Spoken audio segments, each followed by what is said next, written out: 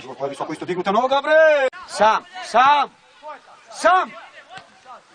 To je visoko isto dignuta noga, bre! Alo, igraču na glavu!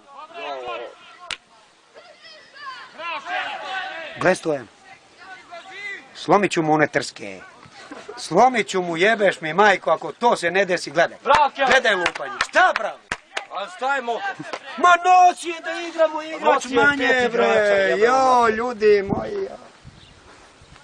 Ma ja sam gora budala od vas, neću više da vas skidam. Ma ne okreći se, bre, Milane, jebem ti lebovu majku u pičku da ti jebem. Ne jebem ti lebovu majku u pičku da ti jebem. Ne jebem ti lebovu majku u pičku da ti jebem. Kakav je ovo pa? Što si baš sleme, što si glup tako, majku, pa ja odavde bi ti svirao majku u pičku.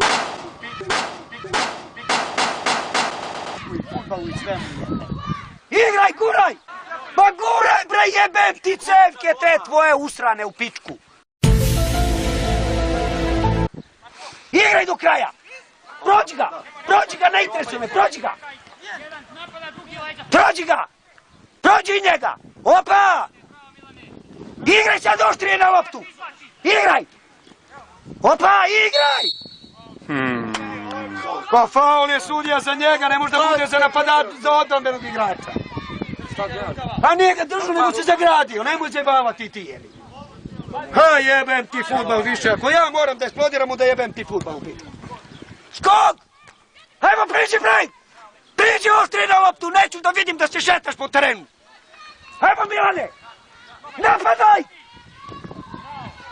Vemli vam sisu maminu u pitku. Kad ja kažem trening. Sad ima da padnete u nesvest po ovoj vrućini. Vem ti sisku maminu. Nosi je, okreni se brže!